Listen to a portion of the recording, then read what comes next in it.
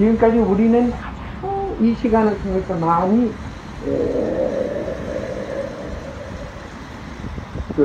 전달해온 것은, 소개해온 것은 업장 이야기, 업의 이야기였습니다. 그리고 최근에 와서 지난주부터 모태를 이야기를 했습니다. 모태라는 것은 무엇이냐 하면 자신을 태어나게 하는 근원을 모태라 하고, 그 업이라는 것은 자신을 움직이게 하는 힘을 업이라고 합니다.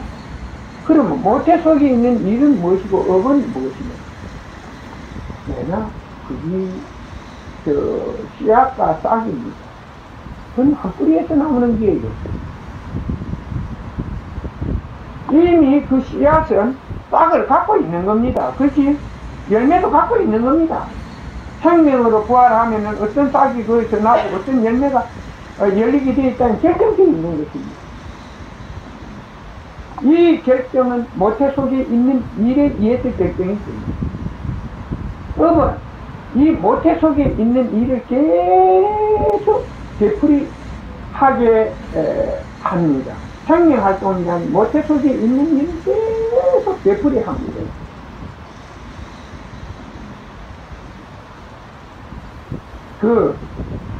자신을 나게 해서 자신을 다시 만들어낸다는 거예요. 자신을 지킨다는 것이지.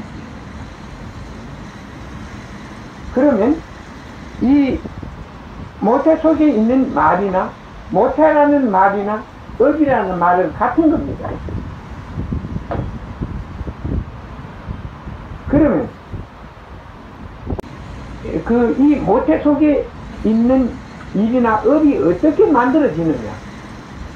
여러분들이 현재의 생활을 통해서 여러분들에게 일어나게 되는 일들에 의해서 이것이 자기 속에서 존재하게 되는 것입니다. 자기 속에 있었던 일이 하나의 의식 속에 입력이 된다는 것입니다. 식물 같은 데 보면, 먹고, 하나의 나무면 나무 속에 입력이 되어 있다. 그게 열매로 전달이 되어서, 나중에 보면 그 열매 씨앗에서는 똑같은 일을 나게 하는 것입니다. 그렇게 소나무에서 얻은 씨앗은 심어보면 소나무가 나요. 종자도 똑같습니다. 한국 소나무에서 외성이 나오고 이런 절대 안 합니다. 그것은 소나무의 모태가 한국송일 때는 한국송이 나오는 거, 미송일 때는 미송이 나오는 겁니다. 느티나무일 때는 느티나무가 나오는 겁니다. 그런데 이것이 활동하는 과정에서 나타나게 활동하는 과정에서 일어나게 되는 자기 속에서 활동을 일으키고 있는 원인이 전부 다 내가 과거에 있었던 자기 속에 입력되었던 일들이 계속 같은 활동을 원하기 때문에 같은 활동을 한다. 그러니까 예를 들어서 봄에 심었던 꽃이 예를 들면 핀다면 그 어떤 종자에 따라 똑같단 말이에요. 이런 것이 바로 정해져 있는 것입니다. 이 정해져 있는 것을 원칙이라고 말하고 이야기합니다.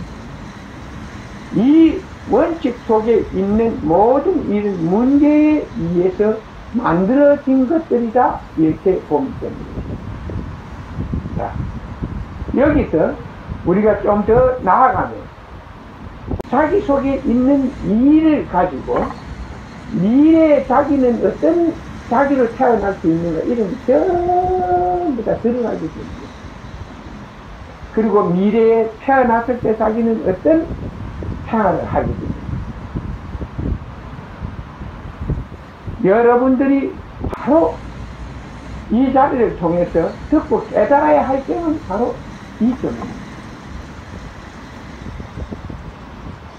좋은 인연이 좋은 자기를 만드는 길입니다. 좋은 일을 하면은 그 좋은 일을 했던 일이 자기 속에 입력돼서 그게 하나의 모태가 되고, 이 모태 속에 있는 일이 계속 반복된다는 것이에요. 그렇기 때문에 우리가 좋은 일을 하는 법은 좋은 일 시입니다. 사람이죠. 어떤 시기에 19살 먹었을 때 내가 좋은 일을 해서 굉장히 왕성한 나를 만났다 했습니다. 그럼 그때 태어나면 또 19살 때면 그런 일이 일어나거든요. 그건 왜? 자기 속에 그런 게 입력되어 있기 때문에. 세상은 똑같은 원리에 의해서, 똑같은 원리, 원칙에 의해서 존재하고 있습니다. 모든 것은 이 원칙의 적응을 받고 있습니다. 이 원칙에서 벗어나는 하나도 없습니다. 그래서 여러분들이 계속 이런 점을 듣고 이해하게 되면 보면 다 깨달을 수 있어. 아, 이건 이래서 이렇구나. 이건 이래서 이렇구나 하고 알 수가 있습니다. 내가 사람들을 만날 때마다 답답한 것은 사람들은 이런 점에 대해 아무도 관심을 갖고 있지 않다는 거예요.